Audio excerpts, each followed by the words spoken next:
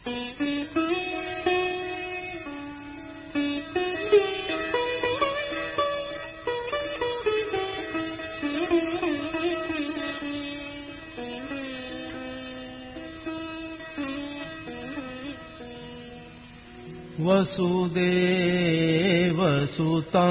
देवं कंसचाणूरमर्दनम्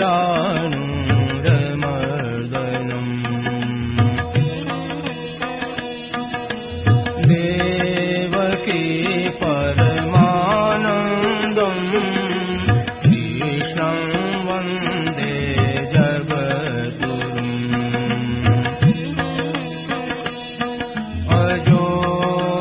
सन्नव्ययात्मा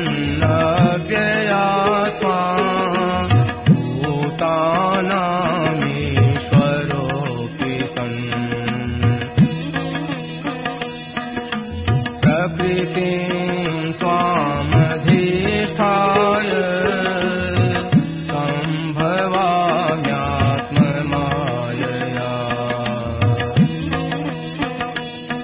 यदा यदा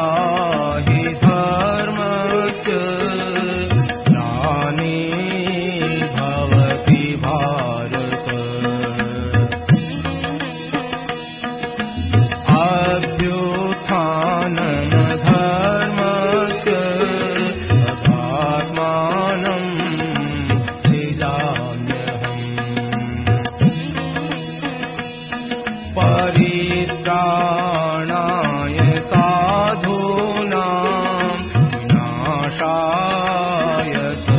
दुष्कृताम् धर्म संस्थापनार्थाय सम्भवामि युगे युगे जन्म कर्म च मे दिव्य एवं यो वेत्ति तत्त्वतः त्यक्त्वा देहं पुनर्जन्म नैति मामेति सोऽर्जुन वीतराग भय क्रोधा मन्मया मामुपाश्रिताः बहवो ज्ञानतपसा भूता मद्भावमागताः।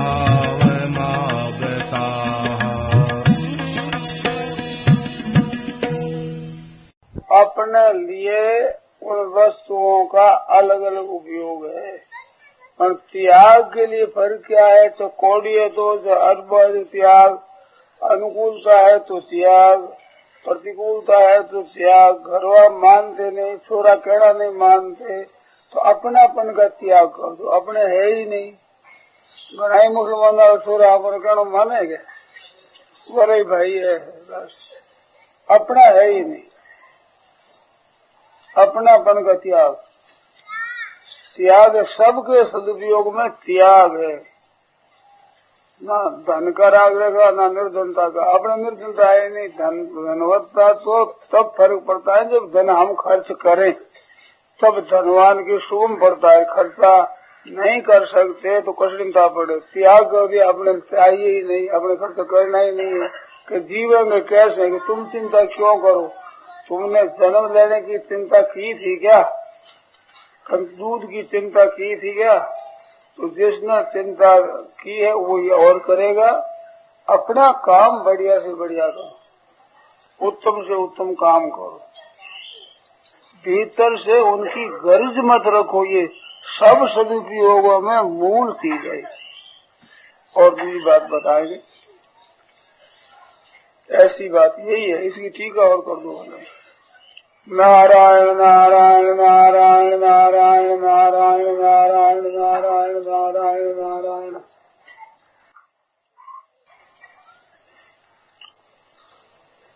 पराकृतमरवन्दं परं ब्रह्म नराद्रि सौन्दर्यसार सर्वस्वं वन्दे नन्दात्मजं महो।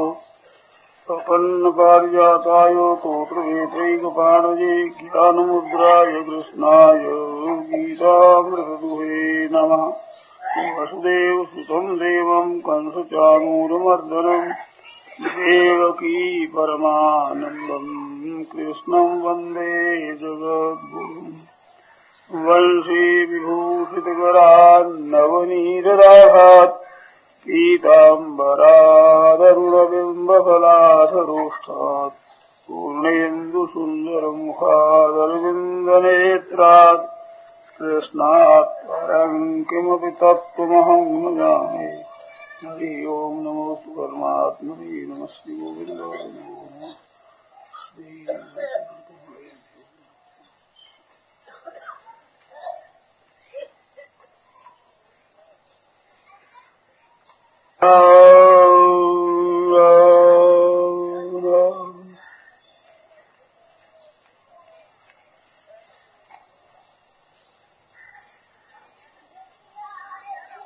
नारायण नारायण नारायण नारायण नारायण राम राम। भगवत गीता में त्याग का वर्णन आया। त्याग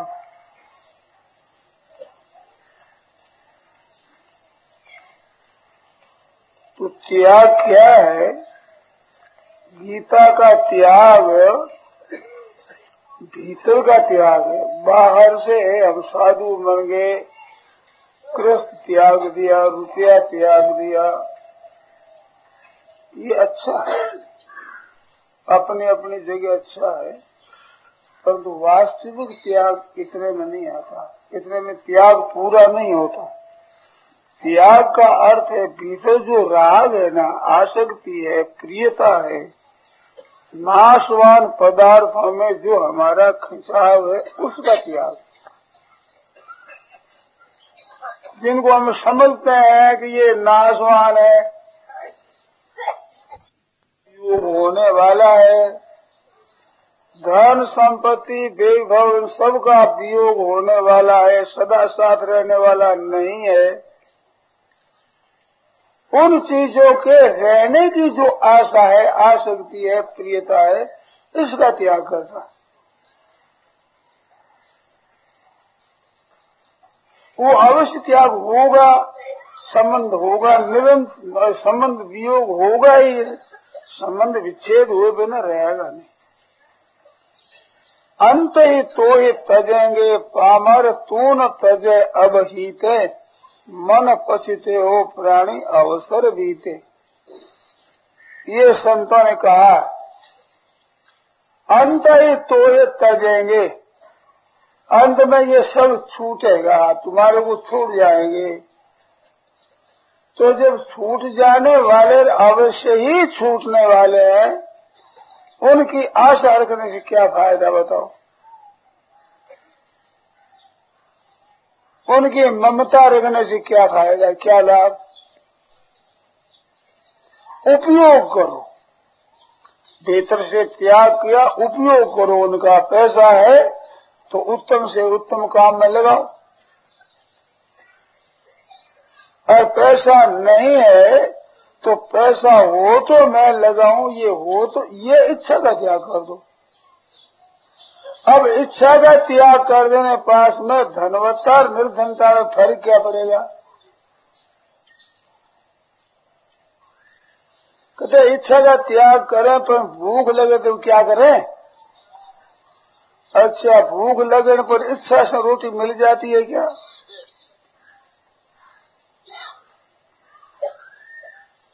ये निर्णय करो कि इच्छा करने से भोजन मिल जाता है।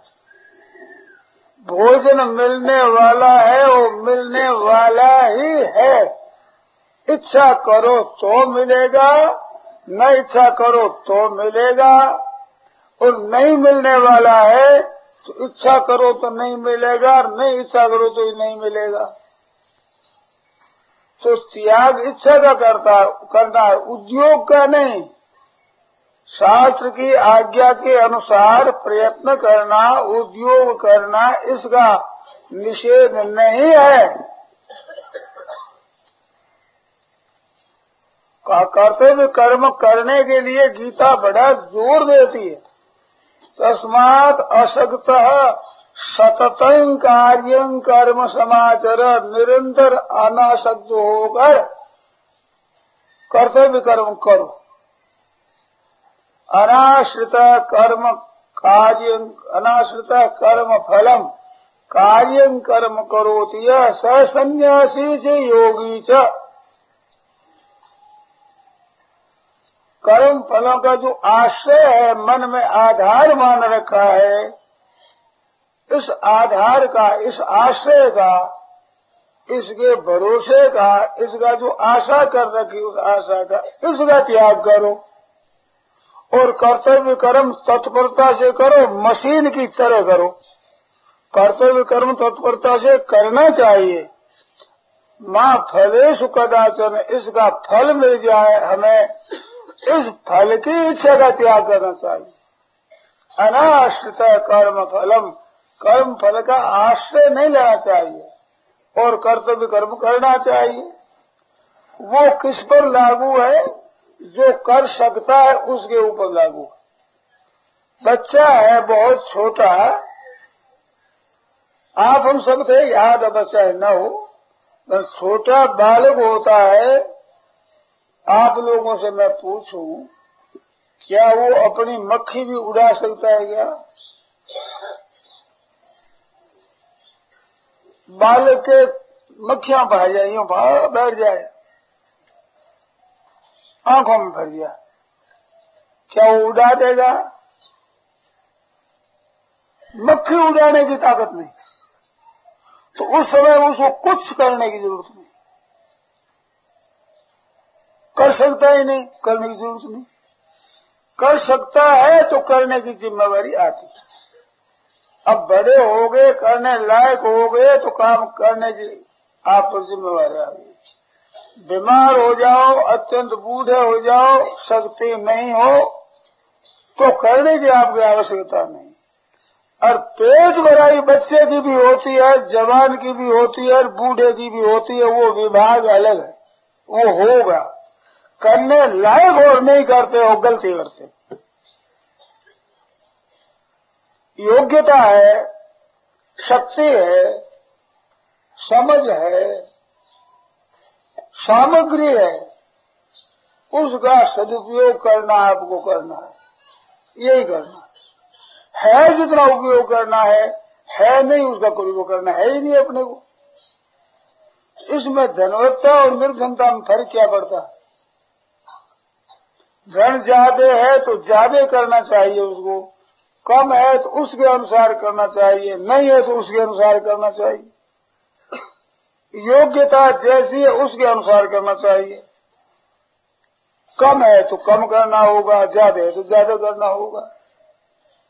तो ज्यादा कम के ऊपर ये निर्भर नहीं है, भीतर से आसक्ति है, कामना है, आशा है, तृष्णा है, इसका त्याग करके अपनी सामग्री है, अपने पास समझ है, अपनी शक्ति है, सामग्री उसका सदुपयोग दूसरों के हित के लिए, स्वार्थ त्याग कर दूसरों का हित के लिए उद्योग करना, ये करना है। बीमार है तो जितना बीमार से हो सके उतना करना है, स्वस्थ है तो जितना स्वस्थ से हो सके उतना करना है।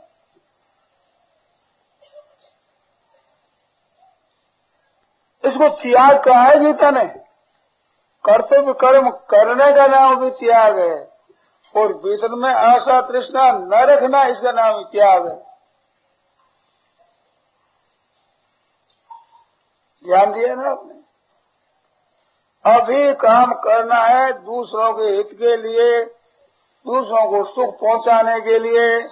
दूसरों में शरीर भी अपना दूसरों का है, वो हमारे नहीं है। इसको भी रोटी दे देनी है, इसको कपड़ा दे देना, जैसे मिला उसके अनुसार। इसको ज्यादा आराम देना है, बढ़िया, ये नहीं। ताकि है इसको भी देना है, औरों को भी देना है, इतना देते जाओ। और दूसरों का हित कैसे हो, ये चिंतन है। सर्वभूत हिते रता, भीतर में रति प्रीति दूसरों के हित की हो और उससे करते जाओ। चिंता करने की जरूरत नहीं है, वक्त पर होगा और होना है वैसे होकर रहेगा। चिंता करो तो वैसा ही होगा, चिंता नहीं करो तो वैसा ही होगा। आपसे आप चीज होगी। आप अपने कर्तव्य कर्म के करने में कमी किंचित मात्र मत रखो। अपने से हो सके उस उद्योग में कमी मत रखो। आलस्य मत करो, प्रमाद मत करो, भूल मत करो। अच्छी से तत्परता से उत्साह पूर्वक ठीक तरह से कार्य कर्म करोती है, कर्तव्य कर्म करता है, वही सन्यासी है और वो योगी है। दोनों के लिए क्या, संपूर्ण योगियों के लिए भगवान ने कहा कि सर्व संकल्प सन्यासी योगारूढ़ सदोच्यते। सब संकल्पों का त्याग करने से योगारूढ़ हो जाता है, योग हो जाता है, वो योगी हो जाता है।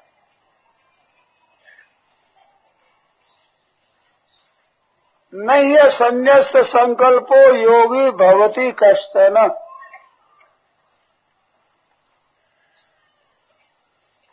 छठा अध्याय आरंभ में पहला और दूसरा श्लोक है। दूसरे श्लोक में कहा है नहीं असन्यस्त संकल्पों, संकल्पों के त्यागे बिना कोई भी योगी नहीं होगा। ना सांख्य योगी होगा, ना कर्म योगी होगा, ना ध्यान योगी होगा, ना लय योगी होगा, ना अष्टांग योगी होगा, कोई से योगी नहीं होगा। और संकल्प के त्याग करने पर योगारूढ़ हो जाएगा। संकल्प किसका नाम, ऐसा तो होना चाहिए, ऐसा नहीं होना चाहिए, ये दोनों छोड़ना, ऐसा करना चाहिए, ऐसा नहीं करना चाहिए, बड़ी सावधानी रखना चाहिए।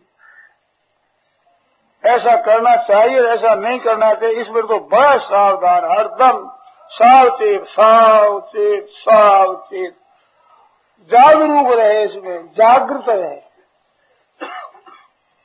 और ये होना चाहिए नहीं होना चाहिए इसको अपने ठिकाना ले, करने में कभी कमी नहीं। कर्म ही है अधिकार अस्ते मां फलेषु कदाचन। अपने अधिकार का पालन करो, औरों के अधिकार में दखल मत दो। तो कर्तव्य कर्म करने से क्या होता है कि पुराना कर्जा उछल जाता है और नया कुछ नहीं चाहने से नया राग पैदा नहीं होता। राग नष्ट होने पर बीत राग हो जाता है, राग रहित हो जाता है। बस राग रहित होना हमारा काम है और हमारा काम कुछ नहीं। वो राग रहित होने के लिए करना है, क्यों हमारे भीतर वेग है करने का, किए बिना रह नहीं सकते। तो वो वेग निकालना है।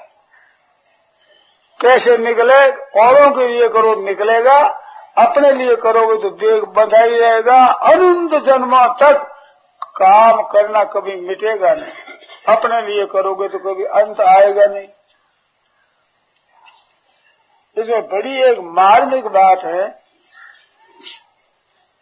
आप कृपा करें ध्यान दे करके सुने और समझ में नहीं आए वो नोट कर लें, समाप्त होने के बाद पूछ लें, बीच में नहीं। आप कर सकते हैं जितना तत्परता से करें, तो वो अपने लिए करने से करने का अंत नहीं आता। ये एक रहस्य की बात बताता हूं। आप हम सब के सब भगवान के अंश हैं और नित्य हैं,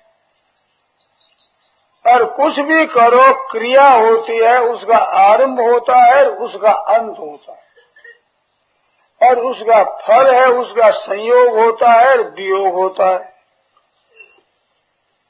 ठीक बात है ना ये? इसमें तो कोई फर्क नहीं।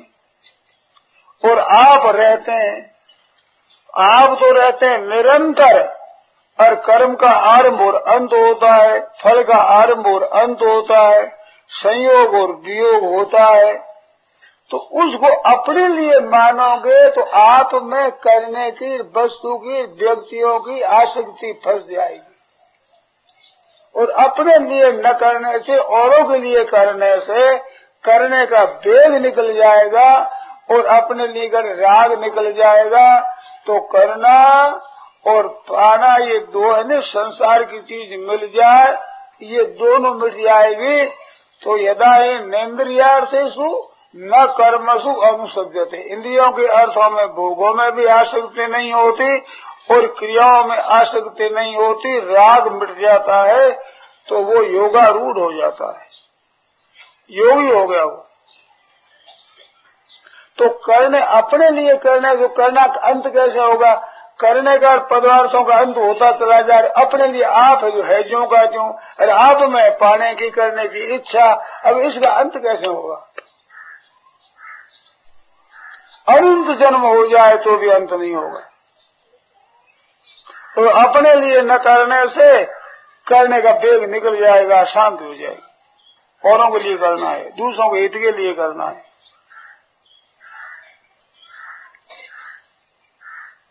कर्मयोग का तत्व मैंने सुना है, पुस्तकों में मैंने पढ़ा है। इसको जानने वाले बहुत कम हैं, बहुत कम है, बहुत कम है।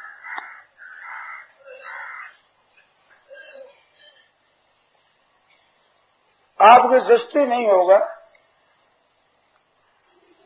परंतु मेरे मन में बिल्कुल दृढ़ता से ये बात है समझी हुई। हजारों लाखों आदमियों में भी एक मिल जाए असंभव दिखता है।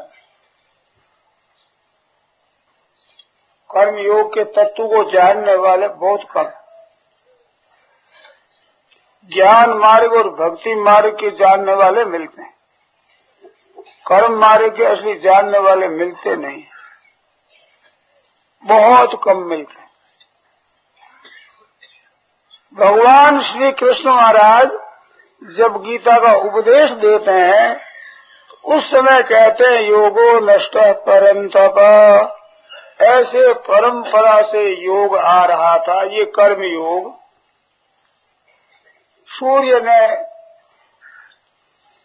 पेशवान मनवे प्रा, मनु को कहा, मनु ईक्ष्वाकवे विदित, उन्होंने ईक्ष्वाकु से कहा। एवं परंपरा प्राप्त, एवं राजर्षि लोग परंपरा से इसको जानते थे। सकाले ने महता, वह बहुत काल बीत जाने से लुप्त प्राय हो गया, उसको जानने वाले नहीं रहे, बहुत कम रह गए। ऐसे भगवान ने कहा। तो 5000 वर्ष से ऊपर हो गया भगवान के अवतार हुए, तो उस समय भी कम रह गए तो और ज्यादा घाटा पड़ा। अभी तो 2000 वर्ष के बाद तो बहुत ही ज्यादा हुआ, 2040-41 आता है, तो बहुत ही कम हो गए। कर्मयोग के तत्व जानने वाले बहुत कम। कर्मयोग पर पुस्तकें लिखने वाले भी कई हुए, पर गहरा उतर कर विचार देकर तो गहरी बात नहीं मिलती, नहीं मिलती भाई। हमें तो नहीं मिली, हर एक जगह नहीं मिली, परंतु मेरे को मिली है, संतों के द्वारा मिली, महात्माओं के द्वारा मिली।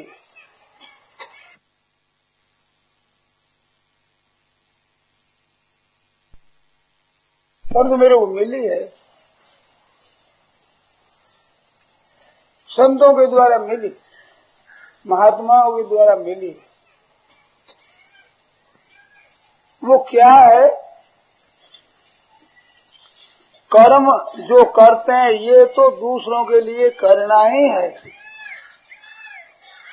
पर चिंतन भी अपने लिए नहीं, ध्यान भी अपने लिए नहीं, जप तप भी अपने लिए नहीं, ध्यान के बाद समाधि लग जा, वो समाधि भी अपने लिए नहीं, स्थूल संसार और स्थूल शरीर और स्थूल जो सामग्री रूपे पैसे, ये सब दूजों के लिए। सूक्ष्म अंतःकरण इंद्रियां, सूक्ष्म विचार चिंतन, ये भी दूसरों के हित के लिए। और ध्यान और समाधि कारण शरीर में होती है, वो कारण शरीर भी संसार कारण शरीर के साथ एक है। तो उसमें भी आप अपना मत मानो, संसार के हित के लिए करना है। समाधि भी हमारे लिए कुछ नहीं करना है और कुछ नहीं चाहिए, औरों के हित के लिए पूरा करना है। तो आपकी सामग्री है, स्थूल शरीर है, जितना ये सब का सब औरों का है, औरों के हित में लग जाएगा, आपकी तत्काल मुक्ति हो जाएगी। और अपने लिए करते रहो, मुक्ति नहीं होगी जल्दी। किया हुआ कर्म निष्फल नहीं जाएगा।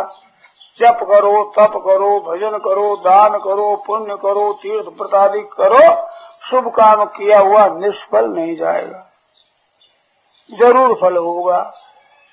परंतु अपने लिए करते करते करने से पिंड नहीं छूटेगा, और अपने लिए न करने से आपके बंधन होगा ही नहीं।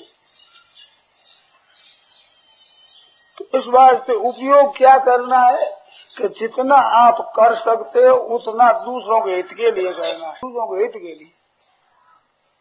ज्ञान मार्ग में बात आई है कि सर्वभूत हिते रता, योग मार्ग में भी आई है कि सर्व संकल्प सन्यासी, भक्ति मार्ग में भी, भक्ति प्रकरण में भी आया, सर्वभूत प्रकरण में ज्ञान में बात बताई है। परंतु मत कर्म के मत परमो मत भक्ता तत्पुरुष मदर परम, सब कुछ मेरे अर्पण कर दे। भगवान के लिए करना भक्त का काम, संसार मात्र के लिए करना कर्मयोगी का काम, और प्रकृति गुणों में गुण अपना कोई करने के साथ संबंध नहीं, ज्ञान योगी का काम। अपने लिए करने का काम जन्म मरण के योगी, आप जन्म और मरो, जन्म और मरो, अपने लिए करो और जन्म और मरो। ये चार बात। प्रकृत्यैव कर्माणि क्रियमाणानि सर्वशः, सब जितने काम होते हैं सब प्रकृति के द्वारा होते हैं। गुणा गुणेषु वर्तन्ते इति मत्वा न सज्जते,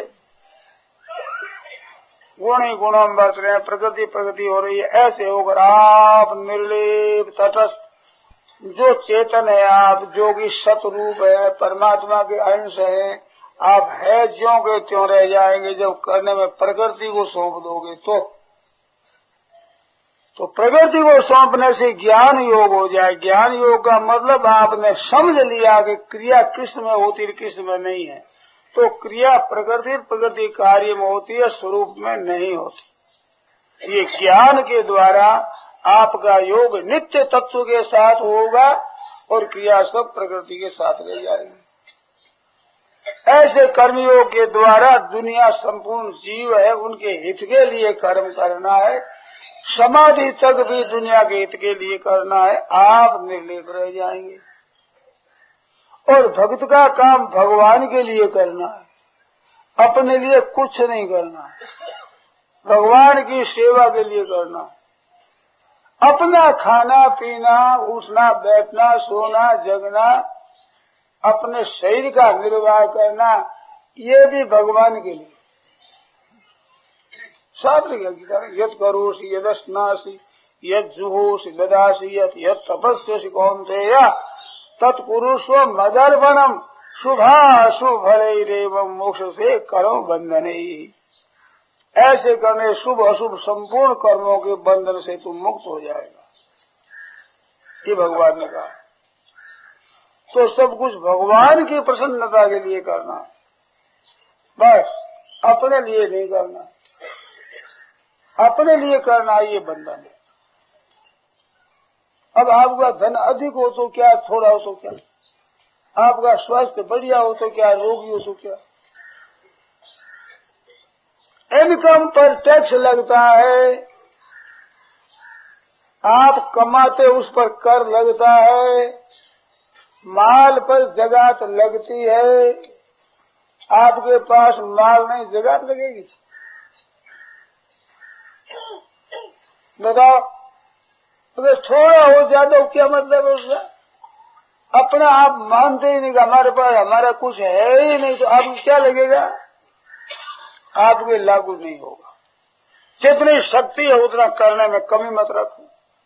जितनी सामर्थ्य है, जितना आपके पास समय है, जितना समझ है, जितनी सामग्री है, उसको दूसरों के हित के लिए करने में कमी मत रखो। फिर आप पर कोई जिम्मेवारी नहीं।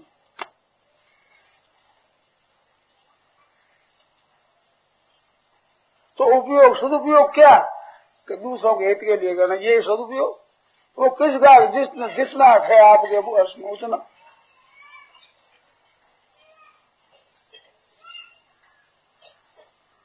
ये बात है। तो सदुपयोग क्या है कि अपने स्वार्थ का त्याग कर, ममता का त्याग करके दूसरों के हित के लिए कर देना, ये हुआ कर्मयोग, ये सदुपयोग। अब उसमें आपको हमारी को भूख लगी, तो देखो आपको भूख नहीं लगी है, प्राणों को लगी है, तो औरों को देना में इसको भी दे दो, कोई बैर थोड़ा ही है इसमें। इसको भी दे दो, अन्न दे दो, वस्त्र दे दो, जल दे दो। थकावट हो जाए तो सुला दो, इसको नींद दे दो, लो भाई सो जाओ, आराम करो। पर अपना सुख भोगना नहीं है। ये घूसखोरी होती है। आराम आदर मिले तो भी मेरे को मिल गया, अरे साल घूस खाता है। आराम से सोया कर सुख लेते हैं, घूस को इसे सही को आराम देना, क्यों इसे काम लेना? घूसखोरी मत करो, उसको दे दो, जैसे औरों को दे इसको भी दे दो। राग रहित होना है भाई, राग रहित होना।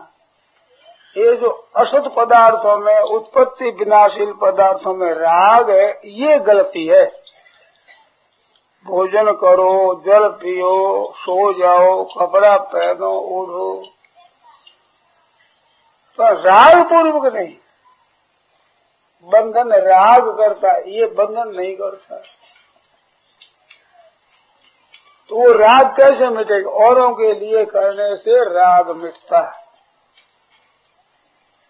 गाड़ी में भीड़ हो रही है, बैठने के लिए जगह बहुत तंगी से लोगों को मिलती है। ऐसी अवस्था में भी जिस माँ के गोद में बालक है उसको सुला लेती है, उसको आराम देती। तो दूसरे को सुख देने में उसको आराम मिलता है, माँ को आराम मिलता है। पर ममता है ना माँ में, माँ की बच्चे में ममता होने से वो आपका उपकार नहीं होगा, की हुई क्रिया आपकी मिट्टी हो जाती है। ममता नहीं हो, आसक्ति नहीं हो, कामना नहीं हो, सुख दिया जाए, निहाल हो जाओगे। गीता ने कहा आत्मोपम्येन सर्वत्र समम पश्यति अर्जुन सुखम वा यदि वा दुखम स योगी परमो मतः। वो योगियों में परम है, सर्वोत्कृष्ट योगी, श्रेष्ठ योगी है। आत्मोपम्येन, जैसे शरीर है, उस शरीर को जैसे आप आराम देते हो, अन्न देते हो, वस्त्र देते हो, शरीर वो आत्मोपम्येन, वो उपमा दी। जैसे शरीर को देते हो ऐसे ही दूसरों को दो। जैसे शरीर को दुख न और आराम मिले, ऐसे आत्मोपम्येन उपमा दी है शरीर की। शरीर की उपमा कर ऐसे ही सुखम हुआ यदि वा दुखम, सबके लिए सुख पहुंचाओ और दुख मिटाओ। वो परम योगी है, श्रेष्ठ योगी है। ये छोड़कर भाग जाना और बाबा जी बन जाना नहीं कहती है गीता। अर्जुन तो भीख मांग खा लूंगा ऐसा स्वीकार किया, भगवान ने स्वीकार नहीं किया, उसको युद्ध करवाया। तो युद्ध करवाया परंतु त्याग बताया, अपने लिए नहीं करना है भाई, औरों के लिए करना है, हित करना है सबका। सर्वभूत हिते रहता। तो सबका कल्याण कैसे हो, सबका हित कैसे हो। जैसे अपने शरीर में किसी जगह भी कोई पीड़ा हो तो सुहाती नहीं, आराम सब जगह सुहाता है। ऐसे आपके सामने जो व्यक्तियां आवे, जो सामने परिस्थिति में आवे, किसी को दुख हो तो आपको सुहाना नहीं चाहिए जो शरीर में नहीं सुहाता दुख। जैसे शरीर में आराम अच्छा लगता है, ऐसे आपके सामने कोई प्राणी आ गया उसको आराम देना अच्छा लगे आपको। शरीर की उपमा दी। गोस्वामी जी महाराज रामायण में लिखते हैं, लखनलाल जी चित्रकूट में सीताराम जी की सेवा करते हैं। उसमें लिखा है कि से लखन सीय रघुवीर। लखनलाल जी सीता रघुनाथ जी महाराज की सेवा करते हैं। कैसे करते हैं कि जिमी अविवेकी पुरुष शरीर ही, जैसे अविवेकी विवेक रहित मूर्ख शरीर की सेवा करता है। तो उसमें उपमा शरीर की दी। अब वैसे गीता ने शरीर की उपमा दी, वहां अयोध्या कांड में आता है।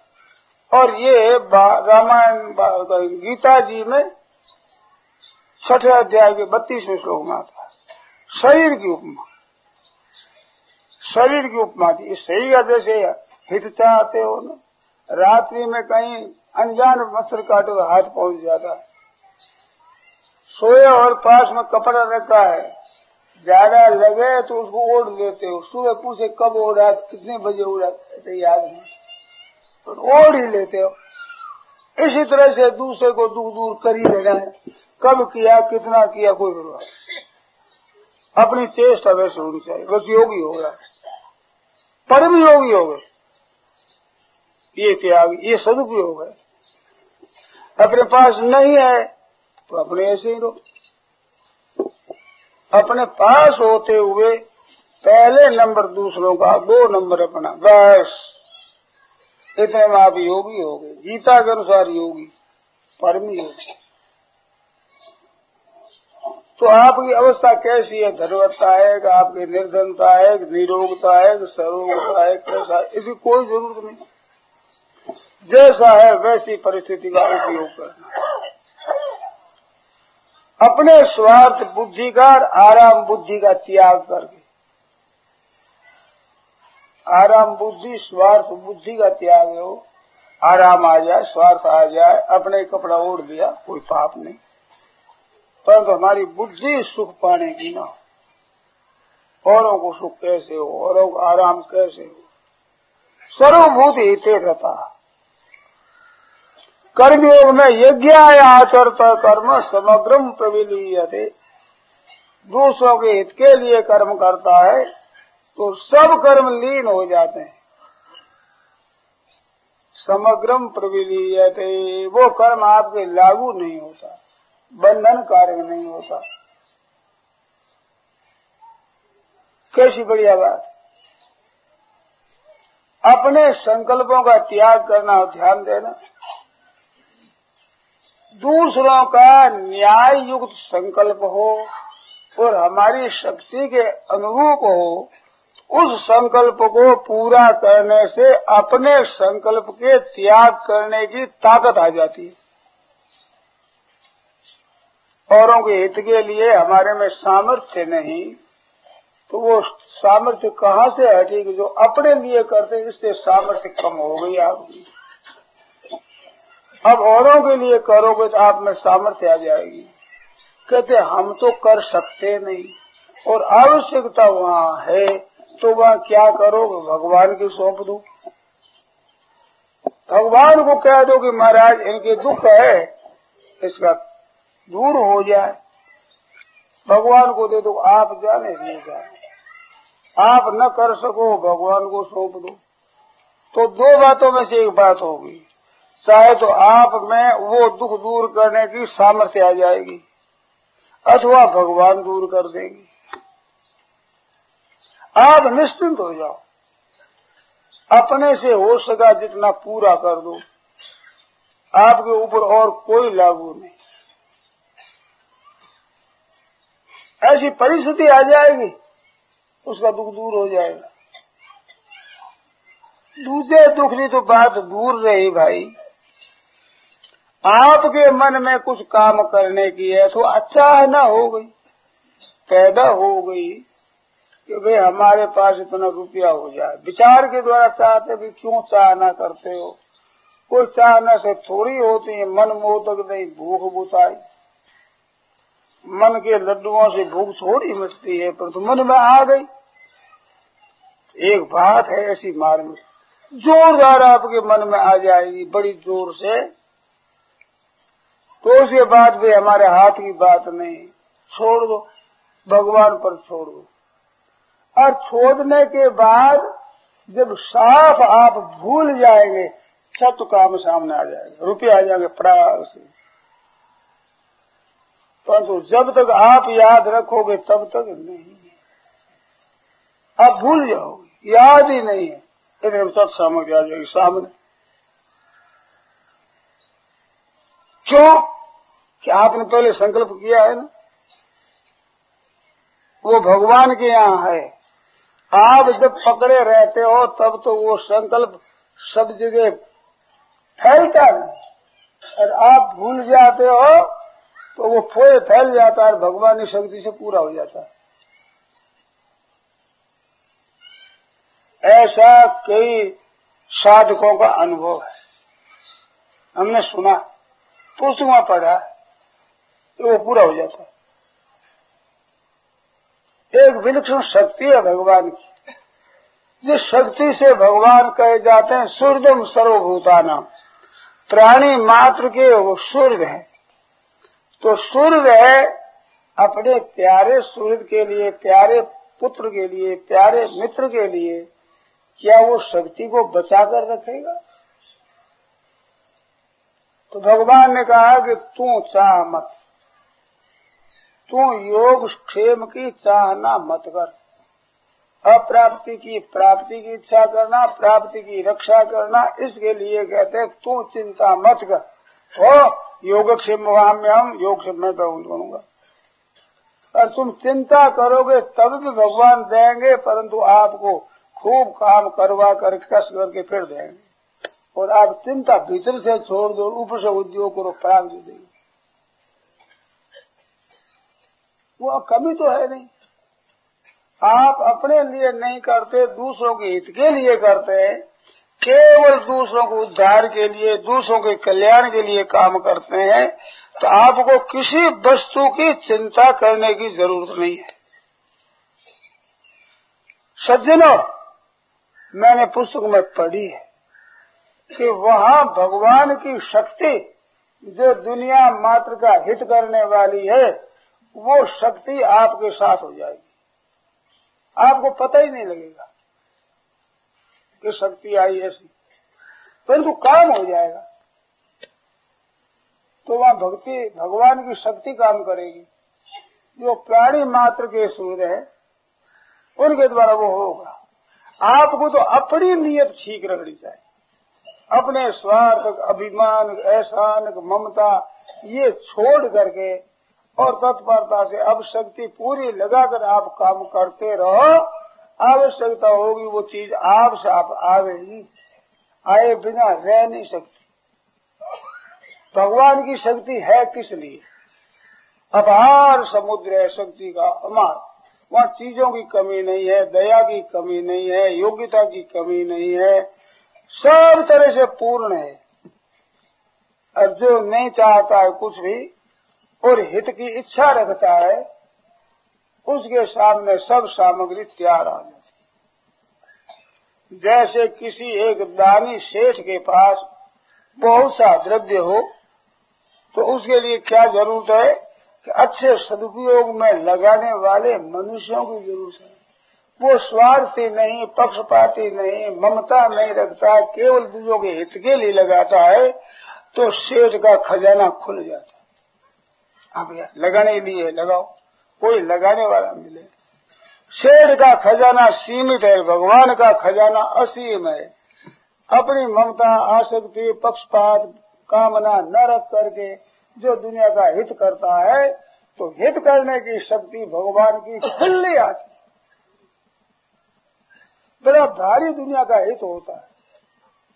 अब वो होता है भगवान की कृपा से। वो कहीं मान ले कि मेरे व्याख्यान से, मेरे से हित होता है, तो वह बंद हो जाता, वो आग लग जाता। भगवान कहते ऐसा कर ले, कितना तुम करता है। और अपनी कोई सामर्थ्य नहीं समझता, अपनी कोई योग्यता नहीं समझता, अपने पास कुछ नहीं मानता, और वो करता है, तो भगवान की खुली शक्ति आती है। भगवान की कृपा शक्ति है, वो काम करती है। भगवान तो ऐसे को चाहते हैं, ऐसे कहीं मिल जाए तो मेरे पास पड़ा हुआ माल असीम और ये जनता दुख पावे, परंतु क्या करूं, वितीर्ण करने वाला कोई नहीं। ये भगवान की घाटा है। क्योंकि सब स्वार्थी, ममता करने वाला, स्वार्थ करने वाला, अहंकार करने वाला, संग्रह करने वाला, भोग भोगने वाला, सुख चाहने वाला मिलता है, तो क्या करें, दे तो ये खा जाएगा बीच में। और जिसके ऐसी इच्छा नहीं है, उसके द्वारा दुनिया का बड़ा भारी हित होता है। गोस्वामी तुलसीदास जी महाराज रचना करते हैं रामायण, उसमें कहते हैं, कवि न हो नहीं चतुर कहाऊं, मैं कवि नहीं होता हूँ, मैं चतुर नहीं कहलाता हूँ, मति अनुरूप राम गुण गाऊं, मेरी बुद्धि है उसके अनुसार मैं तो राम गुण गाता हूँ, अपना कुछ चाहते नहीं। और वे नमस्कार करते हैं, प्रार्थना करते हैं, बहुत बड़ा नमस्कार करते हैं। उसमें नमस्कार करते हैं तो बालक के कुछ चाहिए तो माँ से मांगता है। अब बालक किससे मांगे, पिता से मांगने में संकोच होगा, माँ के पास में संकोच नहीं। तो वे कहते हैं, जनक सुता जग जननी जानकी, जानकी जी का परिचय देते हैं कि जनक सुता महाराजा जनक की पुत्री है। जनक सुता, दूसरा परिचय दिया कि जग जननी, संपूर्ण जगत की माता है। जनक सुता और जग जननी जानकी। और परिचय देते कि अतिशय प्रिय करुणा निधान की, जो करुणा निधान भगवान है उसकी अत्यंत प्यारी है। और जानकी जग जननी, जगत की जननी, इस वास्ते मेरी जननी हुई कि नहीं, जगत में भी आ गया तो मेरी माँ है, मेरी वंदनीय आदरणीय माँ है। तिनके जुग पद कमल मनाऊ, उस माँ के दोनों चरण कमल है, उसको मनाता हूँ, नमस्कार करता हूँ चरणों को। अर्थात सुकृपा निर्मल मति पाऊं, उस माँ के चरणों की कृपा से मेरी बुद्धि निर्मल हो जाए। तो निर्मल क्या करूँगा, राम गुण गाऊं, ऐसे राम गुण गाए, कितना दुनिया का हित होता बताओ। वो आप कभी बनना नहीं चाहते। हमारे संतोष होता है कि भगवान के गुण गा दूं, बस गुण गाने में संतोष होता है। इसका स्वांत सुखाय तुलसी रघुनाथ गाथा, भाषा निबंध मतिमंजुल मात अनुति। स्वांत सुखाय, हमारे मन के संतोष के लिए राम जी का गुण गा दिया, इसके लिए गाता हूं। तो उसके द्वारा कितना दुनिया का हित हुआ बताओ। तो अपना कुछ भी न रखने से भगवान की कृपा शक्ति काम करती है, दुनिया का हित करती है, कृपा शक्ति करती है। ऐसे लोग अगर बढ़ जाए तो दुनिया की कितनी शांति मिले कि जिसका कोई पैरावार नहीं। ये अपनी ममता, आसक्ति, कामना, कुछ मान और बढ़ाई रख लेते हैं, ये रोड़ा अटका देते, दुनिया के कल्याण के आड़ लगा देते, दुनिया मात्र के हित में आड़ लगा देते। वो अपना न रख करके और भगवान का काम करे तो भगवान की कृपा शक्ति अलौकिक काम करती, विलक्षण वो काम करती है। अपनी कोई इच्छा नहीं, ना कोई इच्छा है, ना चिंता है, ना कामना है, ना आशा है, ना तृष्णा है, अपनी कोई कामना नहीं। काम हो जाए तो ठाकुर जी का हो गया, बिगड़ गया तो ठाकुर जी का बिगड़ गया, सुधर गया तो ठाकुर जी का सुधर गया। हमें सुधरने बिगड़ने से मतलब नहीं, अपनी शक्ति हम बचा कर रखते नहीं। अब क्या करें, जो हो गया सो हो गया, मैंने कर लिया। तो भगवान की कृपा शक्ति काम करती, विलक्षण रीति से काम करती, दुनिया मात्र का हित स्वतः हो। सज्जनों, अब सदुपयोग क्या कि आपकी शक्ति है, उसका उपयोग करना बिना स्वार्थ, बिना ममता, बिना अहंता के, बिना किसी चाहना के, केवल आपकी शक्ति है, उसका उपयोग दूसरों के हित के लिए करना ही सदुपयोग है। अब आप धनवान है, निर्धन, क्या मतलब हुआ? आप रोगी है, निरोग है, क्या मतलब हुआ? आप योग्य है, अयोग्य है, क्या मतलब हुआ? अयोग्य आप है तो अपनी योग्यता के अनुसार करो, इनमें भगवान खुश हो जाते। हमने सुना है कि दाक्षिणात्य एक रामायण है, उस रामायण में एक कथा आती है, ऐसा सुना। राम जी के और रावण के युद्ध हो रहा था, आपस में युद्ध हो रहा था। तो ये तो वृक्षों पर रहने में गिलहरी होती है, बड़ा पूंछ, ऊपर धारी निकली हुई। ये गिलहरी दोनों हाथों में एक तनखा लिया, इनके हाथ होते जैसे हमारे होते, जैसे एक पंजे होते, ऐसे तनखा लिया और पहुंची राम जी के पास कि जाऊं रावण को मार दूं। तो रघुनाथ जी महाराज खुश हुए, उसके ऊपर हाथ रखा, तो वे अंगुलियां मंड गई, वे धारी है आज। राम जी की सहायता कर दी उसने। अब गिलहरी तनखा हाथ में, रावण को मार दे। पर भगवान खुश हो गए, भगवान प्रसन्न हो गए, क्योंकि बेचारे जितनी शक्ति होती पूरी लगाने को तैयार। और माल है ही नहीं, जगत किस लगे बताओ, इनकम है ही नहीं, टैक्स पाएगा लगे, है जितना तैयार। तो भगवान खुश हो, प्रसन्न हो, एकदम ऐसे हाथ रखा, ऐसी बात। तो आपके पास कितनी शक्ति है, कितना, ये बहनों के मन में हमारे पास है धन हो तो मैं ही दान पुण्य करूं।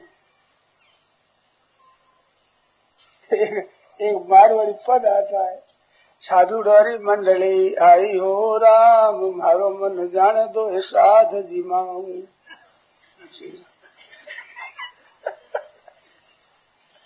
दो साधुओं ने मैं भी जीवाऊं, कई मेरे मन में आ गई, ये साधु डोरी मंडली आई हो राम, साधु आ गए, मारो मन जाने दो साध जी माऊ। अब मन में आ गई न भावना, उसके पुण्य को कोई रोक नहीं सकता, है जैसी चीज दे। एक मैंने कहानी सुनी, एक सज्जन से कहानी सुनी कि एक अच्छे संत महात्मा थे, बड़े जीवन में तत्व की महापुरुष थे। तो उनको किसी ने बुलाया, तो बाबा जी को किसी ने गाड़ी में बैठा दिए और चल पड़ी गाड़ी। तो जहां ठहरती थी बीच में, वहां उतर के भिक्षा करके फिर दूसरी गाड़ी पकड़नी थी। टिकट बाबा जी के पास में था। तो वहां लोगों ने सुन लिया कि इस गाड़ी में बाबा जी आते हैं। तो लोग गए सामने, एक माई भी गई। तो सबसे पहले माई ने जाकर नमस्कार किया और कहा कि महाराज आज भिक्षा मेरे घर करो। भिक्षा तो कहीं कहीं करनी ही थी, क्यों बाबा जी के पास दो, जो बाबा जी की जात जाके वही भिक्षा कर लेंगे भाई। माई को स्वीकार कर लिया। इसलिए में धनी आदमी पहुंचे, वे आदमी पहुंचे, महाराज हमारे घर भिक्षा करो, हमारे घर भिक्षा करो। कि भैया भिक्षा तो एक माई ने कह दिया। एक माता जी मिली, उसने कहा महाराज मेरे घर भिक्षा करो। ठीक है मैया तुम्हारे करेंगे। उसे कैसा कह दिया कि हमारे घर। देखो भाई हमने मैया से कह दिया, अब हम तो नहीं करते। वो मैया कह दे कि तुम इधर कर दो, वहां कर दो, तो वहां कर देंगे। हमारे तो आग्रह थोड़ा ही है, पर हम तो माँ के निमित्रित हैं, उसकी भिक्षा करेंगे। उसको जाकर सेठों ने कहा कि मैया तू हुक्म दे दे, हमारे यहाँ महाराज भोजन कर ले। तो कहते भाई मैंने पहले कह दिया है, मन तो मेरा है महाराज को भिक्षा कराने का। तो वे समझे कि तू करा क्या करेगी, हमारे लिए हुक्म दे दे, तुम्हारे कुटिया पक्की बना देंगे। तो हमारा वो तेज हो गई। पहले तो सरलता से भाई मेरे को कह दिया है, मैंने कह दिया तो तेरे कुटिया बना देंगे, प्रबंध कर देंगे। और हुई तेज कि साधुओं की भिक्षा बिक्री होती है। ये तो महाराज की कृपा है जो मेरी भिक्षा स्वीकार कर ली। तुम खरीदना चाहते हो रुपयों से, तुम पात्र नहीं हो, महाराज की भिक्षा कराने के पात्र नहीं हो। तुम्हारे घर में रुपयों की है, तुम पात्र नहीं हो, कुपात्र। दरिद्री माई छप्पर वाली, घर में मकान नहीं पूरा, उसने कह दिया कि तू माई क्या कराएगी भोजन। कहते बाजरे की रोटी है, ग्वार बड़ियों को साग है, क्यों कराऊंगी। हम अच्छा अच्छा भोजन कराएंगे महाराज को बढ़िया, कि बाबा जी भूखे नहीं है भोजन, मैं मेरी रोटी खिलाऊंगी। उन्होंने बहुत कुछ कहा महाराज। जब वे लोभ देने लगे ना, माँ तेज हो गई। नहीं तो कोई बात नहीं, तुम करा दो, हम करा दें क्या। मतलब वे खरीदने लगे ना, उनके पास गर्मी रुपयों की, नहीं तुम पात्र नहीं। तो महाराज की रोटी कोई रुपयों से मिलती है, महाराज की भिक्षा हम कराएंगे। संतों ने कहा, संत क्या हमने तो स्वीकार कर लिया कि महाराज हम ऐसा करें, ऐसा अच्छी बात है करो, हम तो मैया के वहां जाएंगे। बाजरे की रोटी ग्वार बड़ी वो साथ संतों को वही अच्छा लगता है। भाव भगत की राबड़ी मीठी लागे वीर, बिना भाव कालू कर कड़वी लागे खीर।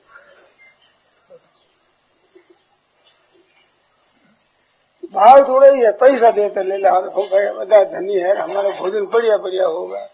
ये बढ़िया भोजन और धनी यही जो घटिया है भाई। ये जो अभिमान है ना, ये चीज को घटिया कर देता है।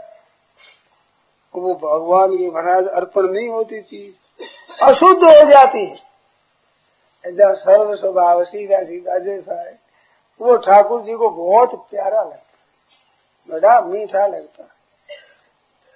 गौ में रंबाती है, हुंकार करती है तो ठाकुर जी बोलते हैं। स्तोत्र बड़े बड़े पढ़ते हैं, यज्ञ कर रहे हैं, लाखों रुपया लगा रहे हैं, अरे बस बड़े बड़े स्तोत्र पढ़ते हैं, मंत्र वेदों के मंत्र पढ़ते हैं, पुरुष सूक्त पढ़ते हैं। भगवान हूँ मैं कभी गाय बोलते हाँ ऐसा, उसके भीतर से आवाज निकलती है। उसके बाद यज्ञ थोड़ा ही है, उनके पास वैदिक मंत्र थोड़ा ही है, अपना भाव है।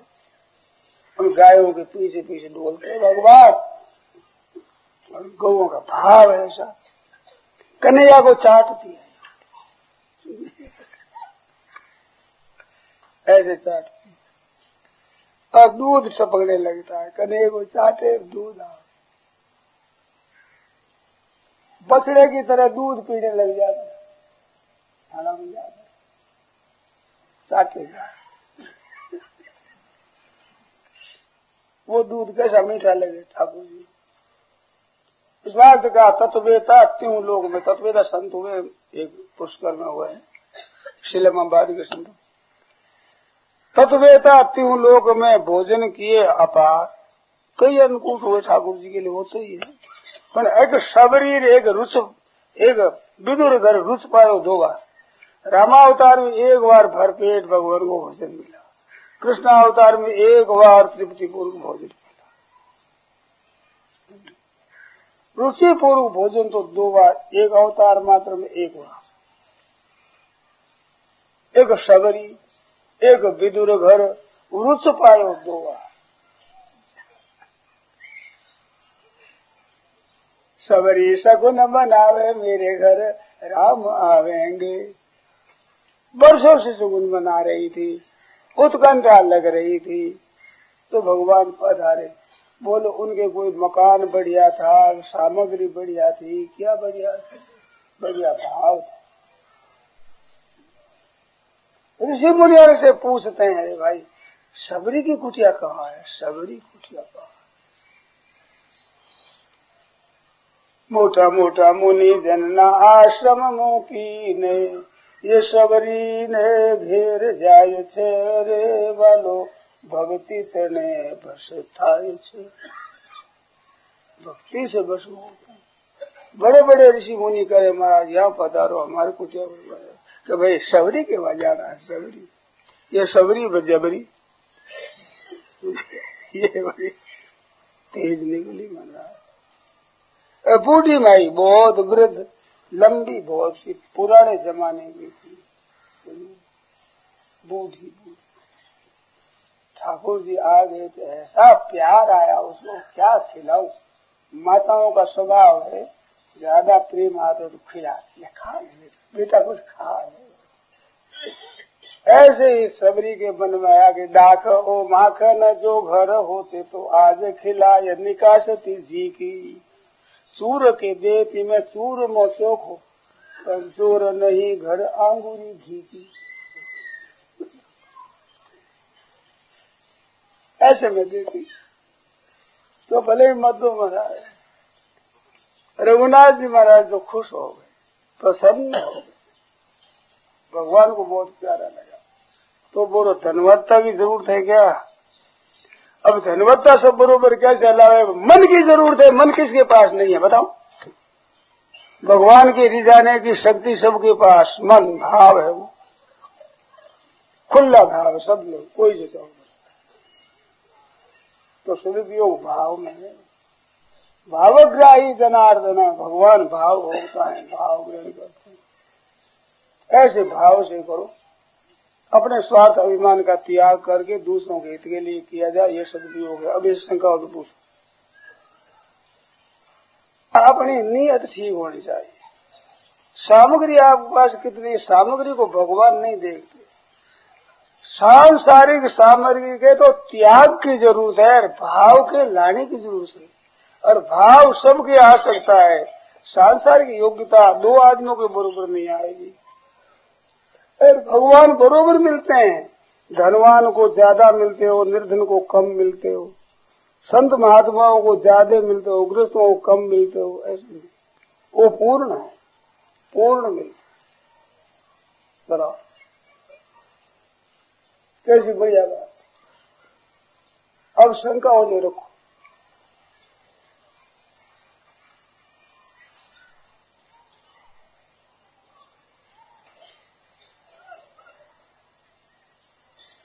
ऐसी आनंद वस्तु का उपयोग करने में तो धनवत्ता, निर्धनता, योग्यता, अयोग्यता अलग होती है, पर त्याग करने में क्या फर्क पड़े? त्याग में क्या फर्क पड़े? ₹1,00,000 छोड़ो चाहे 1 कौड़ी छोड़ो, उसमें क्या फर्क? असत वस्तुओं का जो मन में एक महत्व है उसका त्याग करना है, और भगवान का महत्व बैठाना है। इसमें धनवान निर्धन सब त्याग। उसकी प्रसन्नता के लिए उपयोग करते।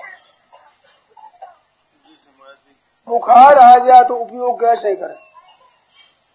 वो 2-3 डिग्री चढ़ा हुआ तब रहा, शरीर बड़ी जलन हो रही है। वैशाख के महीने जो पंचाग्नि तपते हैं, दोपहर के समय घाम में बैठते हैं, चारों तरफ आग लगा देते हैं, बीच में बैठते हैं, उनका शरीर कम तपता है क्या? पंचाग्नि तप, चारों तरफ आग लगी ऊपर सूर्य की, तो शरीर तपता है ना, तो दुख होता है क्या? उसके दुख होता है क्या? क्यों नहीं होता? वो शरीर नहीं तपता है, पीसन पचन नहीं आता है, सब होता है, दुख नहीं होता कि तप करते हैं। तो मन गरम तप से भी आनंद आता है जब भगवान की मर्जी से बुखार आया, ठाकुर जी की मर्जी से प्रसन्नता, खुश हो जाओगे, हर्ष पड़ोगे, मस्ती आ जाए। ठाकुर जी का दिया तप है। बोलो ये सदुपयोग कितना बढ़िया हो। बुद्धि विकसित हो जाती है, आनंद आता है, चित्त प्रसन्न हो जाता है, बुद्धि में विकास आ जाता है।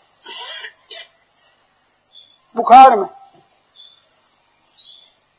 तो हो सकता है कि बस ये समझिए तो मौत ही भगवान देने वाली मौत। अरे मौत मौत क्या सुनाने पड़ गया है भी, जो तू मौत बनकर आवे तो मैं लपक गोद में आऊंगा। सुना नहीं? सुनी है नहीं? तो बस तू कोई तन के रोग लगावे तो ओ ऋषि को सो जाऊं, बताओ। तू जो मौत बन करके आवे तो लपक गोद में आऊं, तेरे नचायो नाचू, तेरे घर में रहूं निरंतर। बोल निरंतर रहो, तेरी हाथ चलाओ, जैसा तू कपड़ा पहने वही पोशाक पहना, वही कपड़ा पहने वही पहन, वही स्वांग से जाओ, तो उसी मर्जी में मर्जी मिला ले। क्या बात लगी बताओ? थारी मर्जी में काम करते हो तो कई जन्म बीत गया, एक थोड़ा बाकी रहो जीवन तो भगवान की मर्जी में बीता हो। इतना धन मर्जी कर ही लिया काम की, देवल शिखर चढ़ाए तो बताओ कौन सा काम, कौन सी नौरी तेरे कर ली बताओ। तो अब तो रहा हो जीवन भगवान की मर्जी पर लगाएंगे। फाट का लगाने वाला लगा देता, आया तो आया, गया तो है ही, जीवन सब लगा दिया। हमने तो भगवान की कृपा पर फाट का लगा दिया।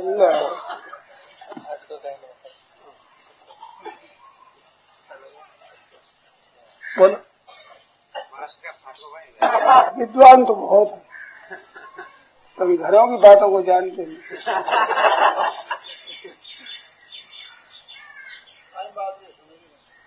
कहते फाट का क्या होता है? सटा क्या होता है? तो आवेगी नहीं। एक माई जल का घड़ा लिए जा रही थी, एक चोर बंधा हुआ देखा तो माँ के उसके माई के आंसू आ गए। तो कुछ पूछा कि बोरडी के चोर बांधो देख पिढ़ियारी रोई। एक बोरडी के चोर बांधो, एक वृक्ष के चोर को बंधा हुआ देखा तो पानी लाने वाली रोने लग गई। तो पूछा कि तेरे सगो लागे कि सोई, तेरे क्या लगे हो? इन्हें बाप रो बहन होई, मारे लाग तो नंद होई। बताओ कहीं मारे ना सगो लागे ना सोई, तेरे बाप रो बहन होई, मारे लाग तो नंद होई। अच्छा गृहस्थी जल्दी नहीं बता सको मैं तू बता क्या हुआ? अरे हमारे नंदो ही लाग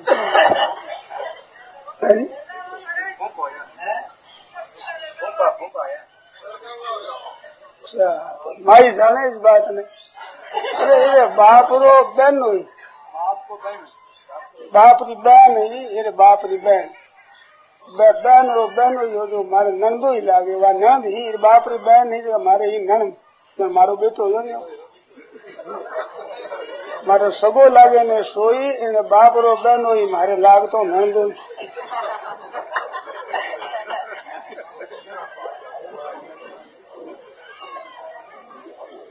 ऐसे भाई ठाकुर जी के है सब ठाकुर जी का है हमारे ठाकुर जी के हमारे ठाकुर जी के ठाकुर जी के नाते सब प्यारे लगे ठाकुर जी के ठाकुर हमारे प्रभु के हमारे प्रभु के हमारे प्रभु के हमारे प्रभु के हमारे प्रभु के हमारे नाथ के मिल गए आज तो ठाकुर जी के हमारे प्रभु के मिल गए बोलो है कि नहीं आनंद ये बात है गोपाल हरे